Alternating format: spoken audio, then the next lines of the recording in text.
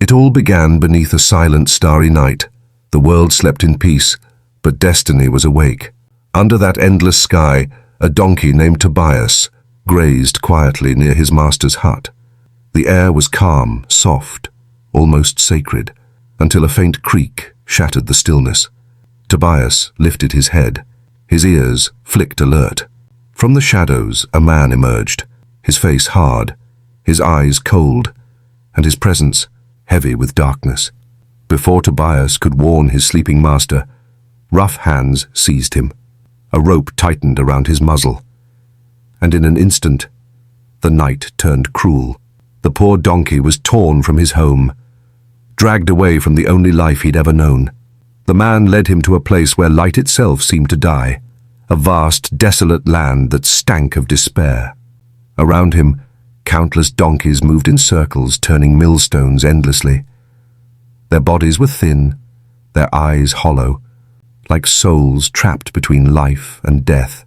And this was the fate that awaited Tobias too. The masters of that barren hell were men without hearts, cruel, greedy, and empty.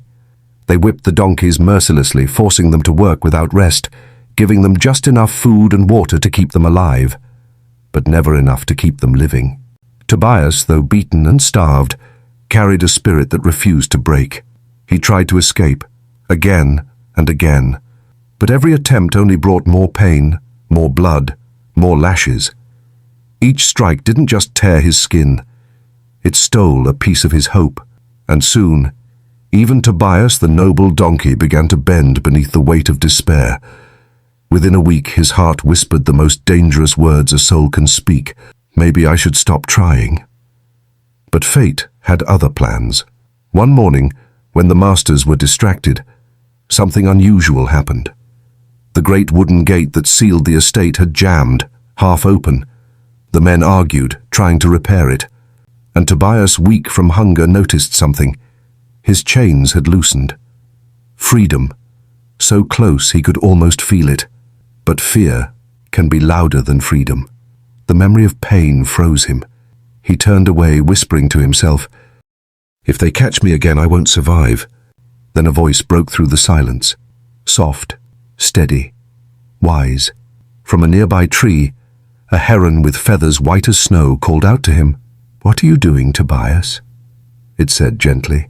"You can't let fear hold you back. This is your moment. Take it." The donkey looked up, uncertain, trembling, yet the heron's eyes were calm, filled with a strange faith, as if it already knew Tobias could make it. Something stirred inside him, a flicker of courage, a whisper of his old self. With trembling legs, Tobias pulled at the chain, again and again, until it finally broke. He ran. Through the cold air across the dry land, his breath came sharp and fast as the heron soared above him, guiding his path. But freedom never comes unchallenged. The men saw him escape. Shouting, they mounted their horses and chased him into the night. And as if nature itself wished to test his will, the heavens opened. A torrential storm poured down, turning the ground into a swamp of mud and stone. Lightning tore the sky. It felt as though the world was conspiring against him, as if even the gods wanted him back in chains.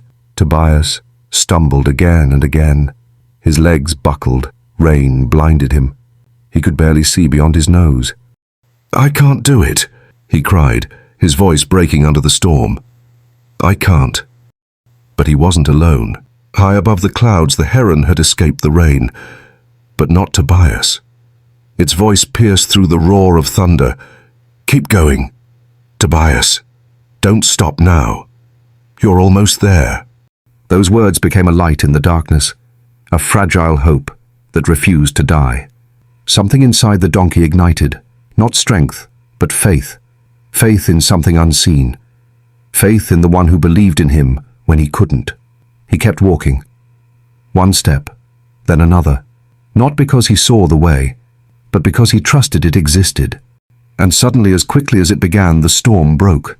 The rain ceased. The air cleared. Through the thinning mist, Tobias finally saw it. His master's small hut, barely 300 meters away. Home. Safety. Light. With what little strength remained, he ran. Every wound screamed, every breath burned. But his soul ran free. When the cruel men saw the settlement, they stopped. They turned back, because they knew Tobias was no longer theirs. The donkey collapsed at the door, drenched and trembling. His master ran out, dropped to his knees and wept as he wrapped his arms around his faithful friend. And from the sky the heron descended, calm, radiant, pure. It landed beside Tobias, its feathers glistening with the last drops of rain. Tobias lifted his weary head. "Why?" he asked softly. "Why did you trust me? Why didn't you give up even when I had?" The heron smiled, its voice quiet and wise. "When you're inside the storm, Tobias, you can't see clearly. But from above the clouds, I could see everything. I saw that you were running towards safety, even when you thought you were lost. That's why I told you not to stop." The donkey listened, and the truth sank deep into his heart. "When you're in the middle of your pain," said the heron, "it feels endless. But storms are never eternal. You only have to keep moving forward, even when you can't see the end, because it's there, always." And with those words the heron took flight once more, leaving Tobias under a clearing sky, where the first rays of dawn painted the horizon gold. That night changed him forever. He realized that freedom doesn't begin when the chains fall off. It begins when you refuse to surrender to fear. He understood that no storm lasts forever, and that even the darkest nights eventually lead to light. So if you too find yourself in a storm right now, feeling lost, tired, or alone, listen to this story. It's not just about a donkey, it's about you. Keep going, even if you can't see the path, even if your strength is fading, because beyond the chaos, there's a place waiting for you, a version of you that's free.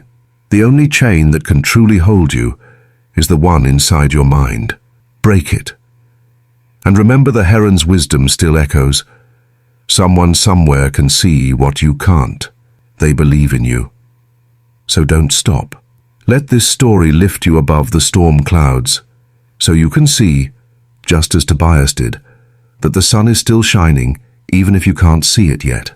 If you've ever felt like Tobias, trapped, exhausted, ready to give up, tell us your story in the comments below. And if this message touched your heart, subscribe to Deep Psyche, where every story reminds you of who you truly are, the soul that keeps walking even through the rain, because storms end, and the light always returns.